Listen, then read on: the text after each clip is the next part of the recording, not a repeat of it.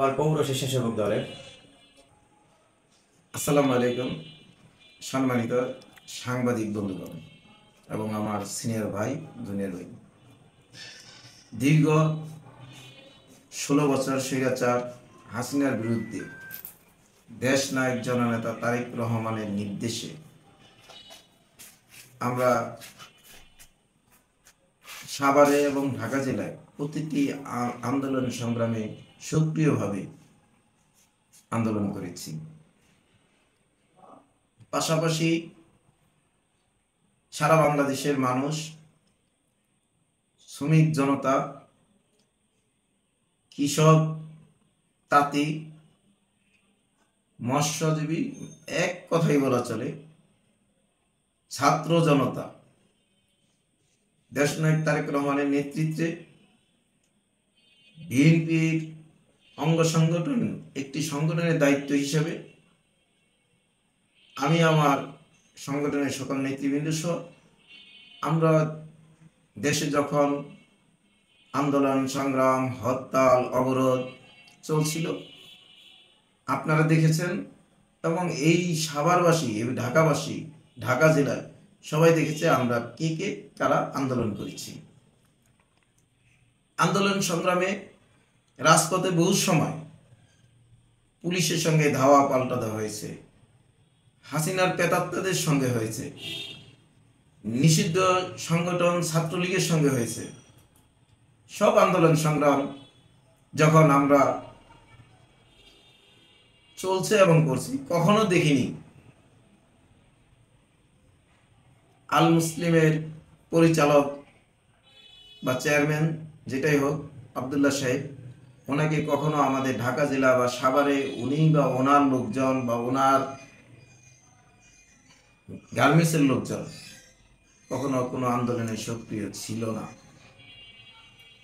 যদি চ্যালেঞ্জ করে বলতে পারি ইনশাল্লাহ, যত ফুটেজ যদি টান দেয় ঢাকা জেলা এবং আরিচা মহাসড়কে কখনো ছিল না। আমরা যারা আন্দোলন সংগ্রাম করেছি, আপনাদের মিডিয়াদের কাছে, আপনাদের কাছে প্রুফ আছে, আপনারাও ভালো জানেন মিথ্যার একটা মাত্রা থাকে। যখন মিথ্যা কোনো গল্প হয় সারা জাতির কাছে তখন হাসি হয়।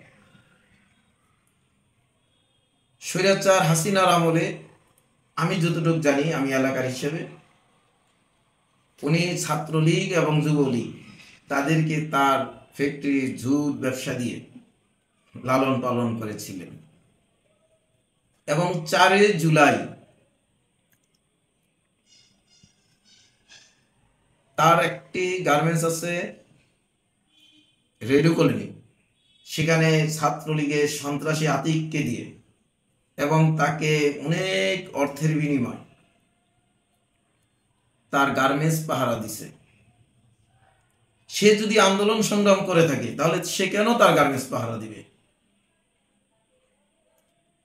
আমরা যখন আন্দোলন সংগ্রাম করেছি, সারা বাংলাদেশের মানুষ যখন করেছে, জাহাঙ্গীরনগর ইউনিভার্সিটির ছাত্র ছাত্রী এবং আমাদের আশেপাশে যত ইউনিভার্সিটি, কলেজ, মাদ্রাসা, স্কুল, আমার চোখে দেখা ক্লাস 3 পোলাপান তারাও মাঠে ছিল, আমাদের সঙ্গে ছিল।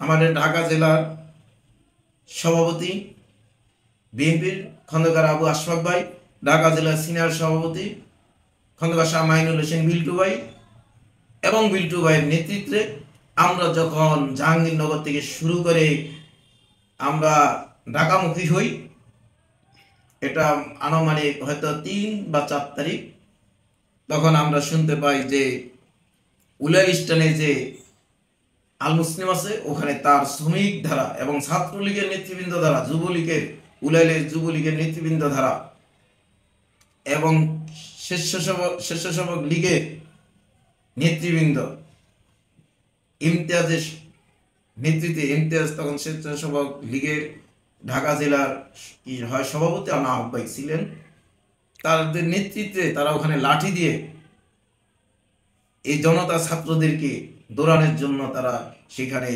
আবদুল্লাহ সাহেবের ওখানে ইন্ধন ছিল। কোথায়? তখন তো দেখি নেই তারা আন্দোলন সংগ্রাম হয়েছে।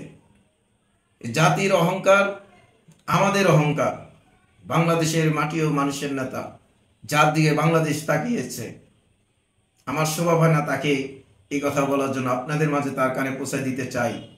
তিনি যদি এই 16 বছরের আন্দোলন সংগ্রামের যদি ইতিহাস দেখে বা রেকর্ডগুলো দেখে, কখনো আল মুসলিমের যে মালিক আবদুল্লাহ সাহেব বা আল মুসলিম গার্মেন্টসের কোনো শ্রমিকরা কোনো আন্দোলন সংগ্রামে ছিল। আপনাদের কাছে আমার এটাই দাবি। অর্থাৎ কোনো মিথ্যা কথা না বলে, মিথ্যার কোনো আশ্রয় না নেয়। নেতার কাছে আমাদের এতটুকুই দাবি, আন্দোলন সংগ্রাম যারা করেছে তাদেরকে জানি মূল্যায়ন করে। আল্লাহ হাফেজ। বাংলাদেশ জিন্দাবাদ। বাংলাদেশ জাতীয়তাবাদী স্বেচ্ছাসেবক দল জিন্দাবাদ। মরহুম জিয়া রহমান অমর হোক। দেশ নেত্রী বেগম খালেদা জিয়া দীর্ঘজীবী হোক। দেশ নায়ক জননেতা জনাব তারেক রহমান জিন্দাবাদ।